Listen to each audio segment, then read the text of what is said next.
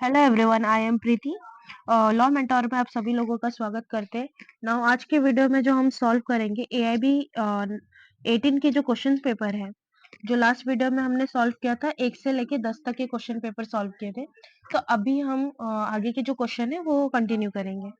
तो यहाँ पर क्वेश्चन नंबर जो 11 है वो ये है, in which of the following situation Indian Penal Code 1860 में नॉट अप्लाई। यहाँ पर तीन ऑप्शन दिया है। An offence commit by India outside in India, an offence commit by person on ship registered in India, an offence commit offence target computer resources located in any country. तो यहाँ पर जो right answer है वो सी है। The Indian Penal Code 1860 has extra territorial application in certain cases like such as offense committed by India citizen outside India section 3, section 4 है Indian registered ship offense।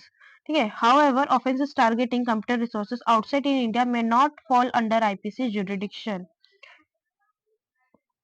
तो यहाँ पर क्वेश्चन नंबर 11 जो है वो ये है। इसको आप वन वर्ड टाइप में भी चाहो तो लर्न कर सकते हो। ठीक है, नाउ क्वेश्चन नंबर 12। ठीक है, क्वेश्चन नंबर 12 जो है,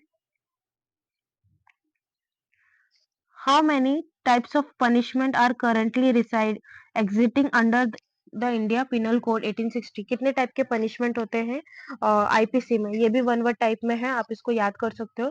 टोटल 5 है। लाइक 5 में क्या है आपका आंसर है? डेथ, इम्प्रिजमेंट, लाइफ इम्प्रिजमेंट, रिगेस और सिंपल, और फॉरफाइट ऑफ प्रॉपर्टी और फाइन। तो ये आप ऑब्जेक्टिव टाइप में भी इसे याद कर सकते हो। Now next, question 13. A to Z agree to fence with each other for amusement. In the course of such fencing, while playing fairly, A hurt Z severely. Which of the following offense is committed by A? यहाँ पर चार option दिए है: hurt, attempt to murder, grievance hurt, no offense। तो यहाँ पर जो right answer है नो ऑफेंस है। In case of A and Z mutually consent to activity, यहाँ पर म्यूचुअल कंसेंट था, इसके वजह से ये नो ऑफेंस में आ गया। तो इसे आप लाइक वन वर्ड में भी लाइक आपको इसमें ए के जगह पे बी एंड जेड आ जाएगा, रीना और सीना आ जाएगा, ऐसे टाइप में भी आके क्या सकते हो। तो एक लॉजिकली इसको आप क्लिक करके रखिए अपने माइंड में। Then, section 14. In which of the following situation right of private defense cannot extend to cause of death? तो यहाँ पर चार ऑप्शन दिए। In case when an assault is causing apprehension of murder. In case when assault is reflecting intention of committing rape। और सी है, in case when assault is reflecting intention of causing hurt, simple hurt। और D, in case when the assault is reflecting intention of gratify unnaturally lust। तो यहाँ पर जो right answer है वो सी है, in case when the assault is reflecting intention of causing simple hurt। अभी यहाँ पर राइट आंसर जो है, the right of private defense extend to causing death only in the case where there is reasonable apprehension of death, grievance, hurt, rape, unnatural loss, kidnapping, or wrongful confinement, and intention to cause simple hurt does not justify causing death in private defense. For which of the following section IPC 8060 the word benefit does not include pecuniary benefit? तो यहाँ पर ये direct question है, आप इसे direct से भी find out कर सकते हो। लेकिन चारों डायरेक्ट की बुक खोलिए, ये चारों सेक्शन में जाइए और ये चारों सेक्शन के डेफिनेशन एंड बाकी जो चीजें वो रीड करिए। उसमें आपको राइट आंसर मिलेगा 89। तो सेक्शन 89 बोलता है IPC pertain to act done is good faith for the benefit of the person under 12 years or of unsound mind without pecuniary benefit. The term benefit here refer to well-being, not a financial gain.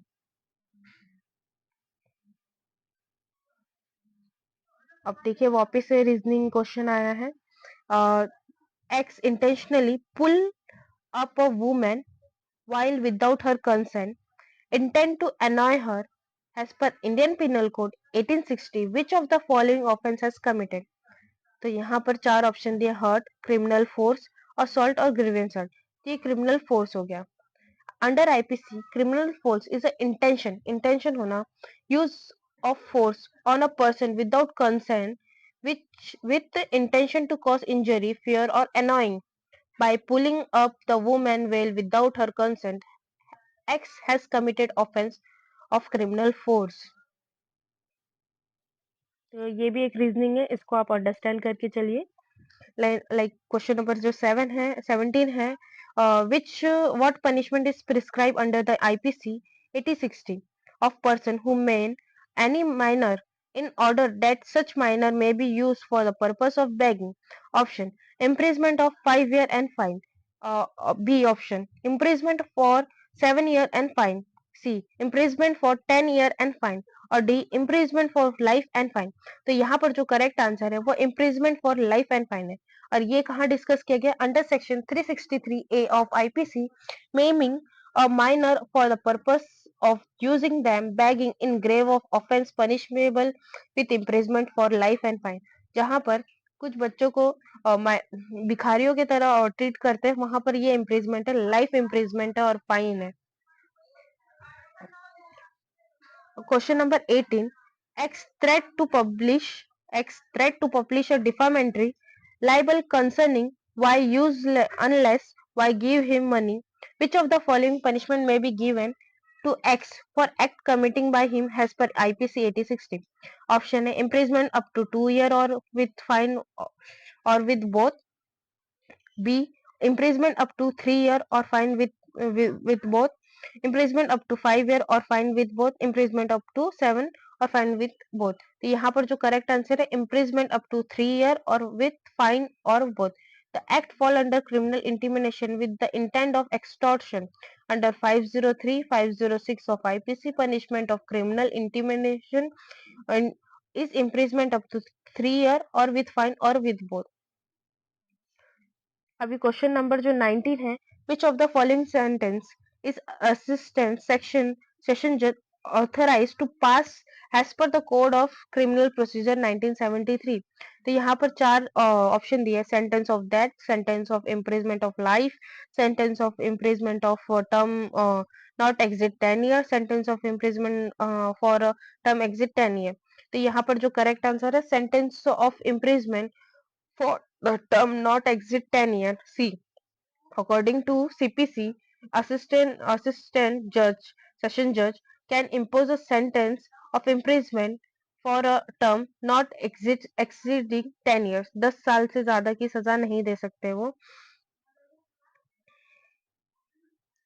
A person arrested by a private person for committing a non-bailable and cognizable offence shall be rearrested by the police officer if such person comes under which of the following provision of the CPC 1973। यहाँ पर चार section दिए जो direct से आपको easily मिल जाएंगे search करने पे। सेक्शन 41 जो है करेक्ट आंसर है। Section 41 of the CPC 1973 empower a police officer to arrest a person without a warrant in case involving cognizable and non-bailable offence. If a private person has arrested someone for such an offence, section 41 allow the police officer to rearrest that individual. Section 21. Under which of the following situation a wife is not entitled maintenance under section 125 of CPC? यहाँ पर option दिया: husband presume that wife is living in adultery, voluntary wife refuse to live with husband, wife lives separately has husband keep his mistress, wife is forcefully removed from the house।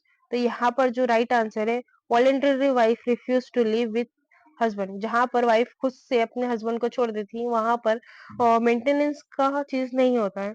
Under section 125 of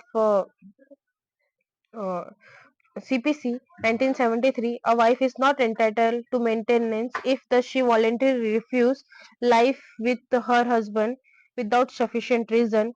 However, if she is forced to live separately or if the husband conduct is unreasonable, she is entitled to maintenance. Question number 21. Which of the following uh, dealt under section 164A of CPC? तो CPC का आप 164 का A जो है clause उस पे जाएँगे, वहाँ पर आप ये सारी चीज़ें सर्च करिए। Medical examination of victim rape, attend of witness bye police officer, record of confession statement, recording of first information report by police. तो यहाँ पर जो करेक्ट आंसर है medical examination of victim of rape. तो यहाँ पर solution में दिया है section 164 of CPC in 1973 pertain to medical examination of rape victim. The provision ensure prompt medical examination to gather evidence and provide necessary care to victim. मेरा ये video अच्छा लगा तो प्लीज लाइक करिए, शेयर करिए, सपोर्ट करिए। Thank you for watching my videos. Next video में हम आगे के जो क्वेश्चन है उसे सॉल्व करेंगे। Thank you for watching my videos.